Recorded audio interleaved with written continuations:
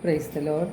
സ്നേഹമുള്ളവരെ, ഇന്ന് നാം വിചിന്തനം ചെയ്യുന്ന തിരുവചനം വിശുദ്ധ മത്തായിയുടെ സുവിശേഷം 7-ാം അധ്യായം 21-ാം തിരുവചനമാണ്.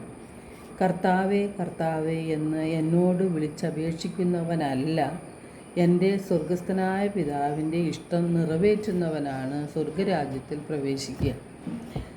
നാം എല്ലാവരും തന്നെ സ്വർഗരാജ്യം പ്രതീക്ഷിച്ചുകൊണ്ട് ജീവിക്കുന്നവരാണ്. സ്വർഗം നേടിയെടുക്കുവാൻ ആഗ്രഹിക്കുകയും പ്രയത്നിക്കുകയും പ്രാർത്ഥിക്കുകയും എല്ലാം ചെയ്യുന്നവരാണ് നാം ഓരോരുത്തരും. നാം ആഗ്രഹിച്ചതുകൊണ്ടോ കർത്താവേ കർത്താവേ എന്ന് വിളിച്ചപേക്ഷിച്ചതുകൊണ്ടോ നാം ദൈവരാജ്യത്തിൽ പ്രവേശിക്കുകയില്ല എന്ന് തിരുവചനം നമ്മോട് പറയുന്നുണ്ട്. പിതാവായ ദൈവത്തിൻ്റെ ഇഷ്ടം നിറവേറ്റി ജീവിക്കുന്നവരാണ് സ്വർഗരാജ്യത്തിൽ പ്രവേശിക്കുന്നത്. അപ്പോൾ നമ്മുടെ പ്രാർത്ഥനകളും നമ്മുടെ യാചനകളും നമ്മുടെ ആഗ്രഹങ്ങളും നല്ലത് തന്നെയാണ്, സ്വർഗരാജ്യത്തിൽ പ്രവേശിക്കണമെന്നുള്ളത്.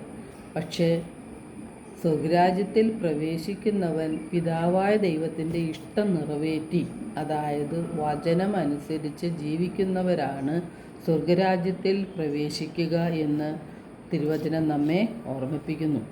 പിതാവിൻ്റെ ഇഷ്ടം നാം എങ്ങനെയാണ് അറിയുന്നത്? യേശു പറഞ്ഞിട്ടുണ്ട്, പിതാവും ഞാനും ഒന്നാണ്. യേശുവിനെ കാണുന്നവൻ പിതാവിനെ കാണുന്നു. അപ്പോൾ യേശു പിതാവിൻ്റെ ഇഷ്ടം നിറവേറ്റി ജീവിക്കുകയും ദൈവത്തിൻ്റെ വചനങ്ങൾ നമുക്ക് നൽകുകയും ചെയ്തിട്ടുണ്ട്. നാം വചനം അനുസരിച്ച് ജീവിച്ചാൽ പിതാവിൻ്റെ ഇഷ്ടം നിറവേറ്റുന്നവരായി മാറും. സ്വർഗരാജ്യത്തിന് നാം അവകാശികളായി മാറുകയും ചെയ്യും. നമ്മുടെ അനുദിന ജീവിതം നാം വിലയിരുത്തേണ്ടതാണ്.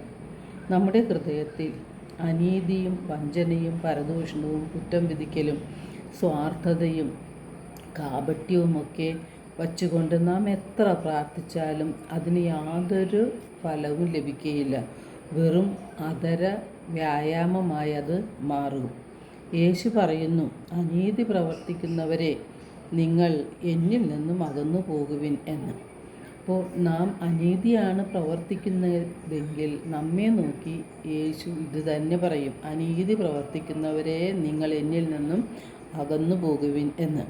നമ്മുടെ ഹൃദയം ദൈവസ്നേഹവും പരസ്നേഹവും കൊണ്ട് നിറയ്ക്കാം.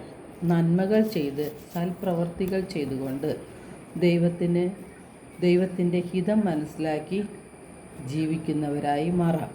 എല്ലാവർക്കും സമാധാനത്തിൻ്റെയും സന്തോഷത്തിൻ്റെയും ഒരു നല്ല ദിനം ആശംസിക്കുന്നു. ദൈവം നമ്മെ ഓരോരുത്തരെയും സമൃദ്ധമായി അനുഗ്രഹിക്കട്ടെ.